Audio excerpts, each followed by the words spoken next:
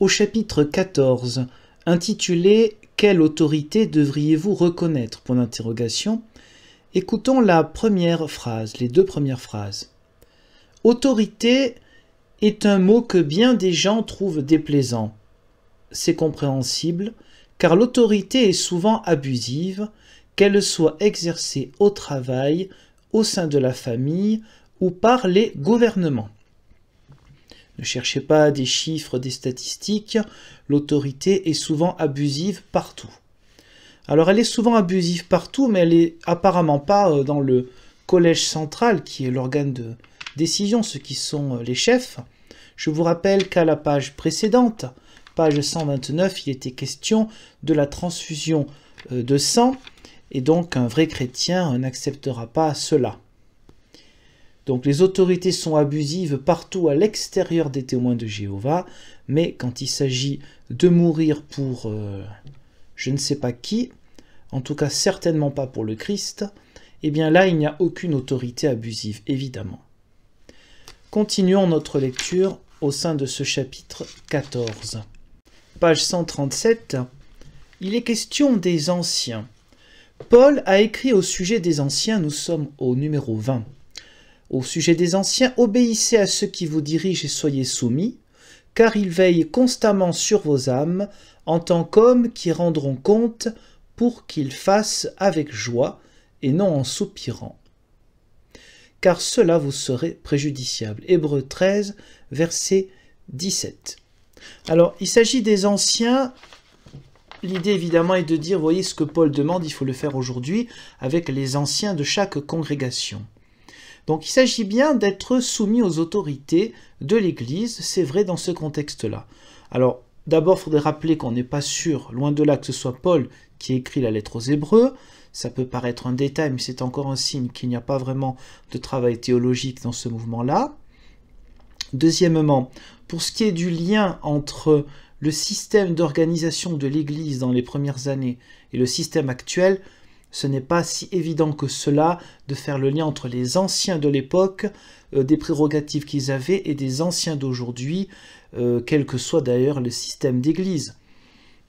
Le système d'organisation des églises chrétiennes peut varier parce que dans le Nouveau Testament, ce n'est pas si clair que cela, et donc une diversité d'opinions d'interprétation peut exister, ce qui vous explique pourquoi dans le christianisme, vous avez un système où il y a des évêques, où la notion d'ordination n'est pas tout à fait la même selon l'église romaine et les églises luthériennes, anglicanes par exemple, ou méthodistes, d'autres un système plus presbytérien synodal, c'est-à-dire mon église, c'est-à-dire que l'autorité s'exerce localement par le conseil presbytéral, c'est-à-dire des anciens, mais qui n'ont qu'un temps, hein. On est élu pour 4 ans, 2 fois, et hop, on doit tourner.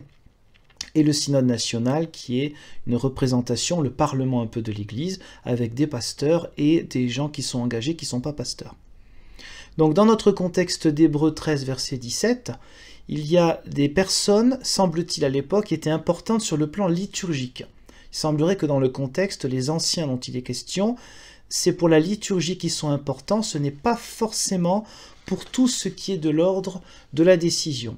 Dans le contexte, on peut penser que pour les nouveaux chrétiens, notamment les jeunes qui arrivent, il est important de leur dire, écoutez, voilà, il faut écouter d'abord les anciens, ce qui est une mesure de sagesse et de logique, ceux qui ont un peu plus d'expérience.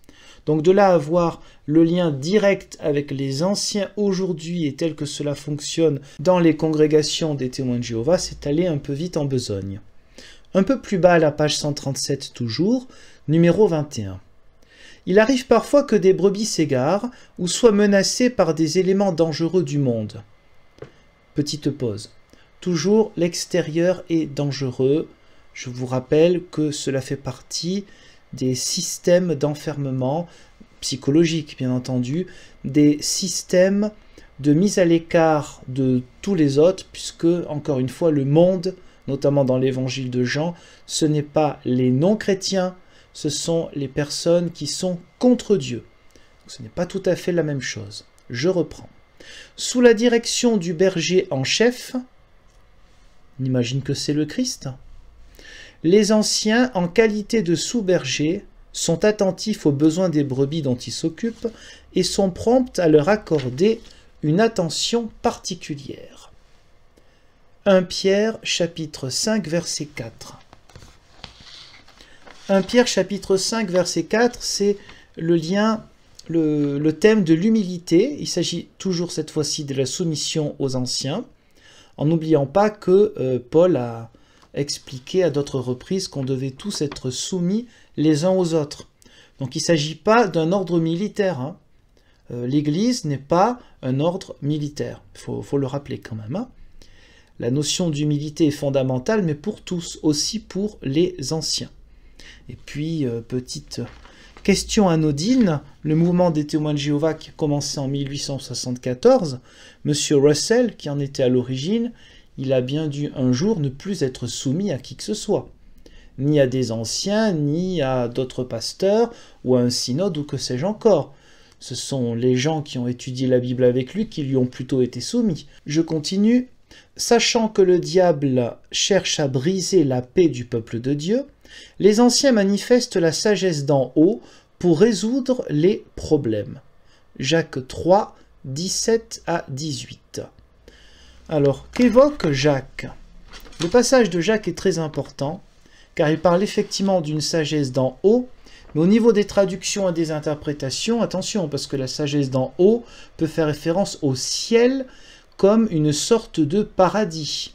Or, pour la croyance des témoins de Jéhovah, il n'y a pas de paradis céleste, ou plutôt il arrivera bien plus tard. Il s'agira surtout du paradis terrestre, ce qui compte, puisqu'évidemment, vu qu'ils sont plus nombreux que 144 000, il faut quand même... vous savez, la carotte, hein, il faut quand même parler de ceux qui seront sur Terre. Tout le monde n'aura pas l'opportunité de faire partie des 144 000. Donc Jacques, chapitre 3, versets 17 et 18 est un passage très important d'exhortation de vivre la véritable sagesse. Une sagesse altruiste et désintéressée. C'est le cœur de la lettre de Jacques. Le cœur déjà parce qu'on est au chapitre 3, verset 17, sur 5 chapitres, on est un peu au milieu, presque géographiquement, si vous me permettez cette expression, et le cœur, car cette sagesse vient d'en haut, ce n'est pas la sagesse humaine, c'est une sagesse qui est positive, là on a un côté très dualiste, hein, qui existe aussi dans les Écritures, une sagesse positive face aux diverses sagesses qui sont un travail de l'être humain. Là c'est un don qui vient d'en haut, et la paix, vivre la paix en est le moyen pour cette sagesse d'être vécue réellement en Église. Et le lien de ce passage, il est évident avec Galates 5, où il s'agit des fruits de l'Esprit, et là nous on mettra un E majuscule, de l'Esprit Saint, puisque ce qui vient d'en haut n'est pas humain, donc il s'agit bien de l'Esprit Saint qui guide tout cela, c'est-à-dire l'Esprit divin. Donc dire que les anciens, je reviens à notre cher livre, manifestent la sagesse d'en haut pour résoudre les problèmes, c'est quand même un manque d'humilité. Jamais on dirait cela dans mon église ou ailleurs, de dire le conseil presbytéral, forcément, il vit selon la sagesse d'en haut. On dirait non, le conseil presbytéral est appelé à discerner afin de prendre les bonnes décisions sous la conduite de l'Esprit Saint et bien de la réalité, du pragmatisme, d'une vision à long terme, de ce que vous voulez, mais prétendre comme une affirmation que, par exemple, le conseil presbytéral, ou les pasteurs d'ailleurs, parce que là, on ne sait pas où ils sont, il n'y a pas de pasteurs là, hein. Il n'y a pas d'études de théologie, bien évidemment. Il y en a certains qui disent aux autres ce qu'ils doivent penser, parce que c'est toujours question-réponse, je vous rappelle, hein. Ce livre, vous avez les paragraphes, je vous ai dit les numéros, et en bas, vous avez des questions. Question numéro 22, quelle aide les anciens apportent-ils en cas de mauvaises actions? Donc voilà, vous avez question-réponse, hein. La diversité n'est pas trop présente, hein, c'est un euphémisme. Donc prétendre que les anciens manifestent forcément la sagesse d'en haut, la sagesse céleste, c'est quand même un peu fort de café. Ils s'efforcent diligemment de maintenir l'unité dans la foi, unité pour laquelle Jésus a prié. Et il renvoie notamment à Jean 17, Jésus a effectivement prié pour l'unité de son Église, mais sûrement pas pour une Église qui allait être obscurcie sans qu'il ne puisse faire quelque chose pendant 18 siècles. Hein. Bon. C'est-à-dire que l'unité de l'Église, dans leur vision, ça a duré pendant quelques années à l'époque du Christ, un tout petit peu après, et puis ping, terminé jusqu'en 1874. C'est dire que le Christ a vraiment un pouvoir sur l'Église, pouvoir positif bien sûr, c'est dire qu'en fait non, il n'a aucun pouvoir, et que le pouvoir le plus important c'est celui de Satan. C'est ça qui est derrière quand même. Hein. Alors un peu plus loin le numéro 23, puisque évidemment un numéro question-réponse, hein. La Bible annonçait que sous le règne du roi Jésus-Christ, les hommes mûrs sur le plan spirituel seraient nommés pour apporter consolation, protection et réconfort au peuple de Dieu. Ésaïe 32, versets 1 et 2. Donc là, il parle toujours de leur fameux ancien. Hein. Ésaïe 32, versets 1 et 2. Il s'agit d'un passage alors très compliqué au niveau des interprétations, c'est pas très évident, sur le Messie à venir. Sur le Messie à venir ou peut-être une sagesse à vivre déjà maintenant. S'il s'agit du Messie, il est question de sa venue, mais pas de son retour pour établir un paradis sur terre, qui est la doctrine des témoins de Jéhovah. Donc la venue du Messie, l'interprétation qu'on peut faire d'Ésaïe n'est pas très simple, et pour ce qui est de la venue, le Messie il est déjà venu. Donc quel est le rapport avec les anciens qui parlent d'hommes qui seraient des hommes mûrs sur le plan spirituel, qui apportent consolation, protection et réconfort au peuple de Dieu. Alors soit c'est les prendre pour des prophètes, ce qui est quand même un petit peu orgueilleux, soit c'est évoquer encore des passages complexes des Écritures en prétendant tout savoir. Je poursuis à la page 138, toujours le numéro 23. Pour favoriser sa croissance spirituelle, il donnerait l'exemple en qualité d'évangélisateur, de berger et d'enseignant. Éphésiens 4, 11, 12 et 16. Éphésiens 4, donc, dans les versets 11, 12 et 16, il est question du don que le Christ fait à son Église, des hommes, alors hommes dans le sens général, puis il y a un contexte aussi culturel aujourd'hui, aussi les femmes sont notamment chez nous, mais dans d'autres églises aussi protestantes, il y a beaucoup de femmes pasteurs, et au conseil presbytéral aussi évidemment. Donc le don des hommes porteurs de charisme, mais Éphésiens 4 insiste bien sur le fait que ces charismes-là, c'est un peu plus important que l'organigramme de l'Église. Bien sûr qu'il faut une organisation, sinon ce serait l'anarchie. Mais le plus important, c'est de vivre des dons, des charismes que le Christ a donnés. À travers ce passage, tous les ministères ne sont pas présents dans Éphésiens 4. Il manque la diaconie, il manque plusieurs ministères. Et par ailleurs, il y a un ministère qui est lié à celui des pasteurs, qui serait un ministère d'une fonction permanente avec la communauté. Je mets cela au conditionnel, car comme je vous ai dit tout à l'heure, l'organisation de l'Église au 1er siècle de son existence, donc, ne peut pas être plaquée sur ce qu'on voit forcément dans chaque Église aujourd'hui. Hein. Donc là, où est le ministère personnel du pasteur? Une fonction permanente avec la communauté. Où est ce ministère-là?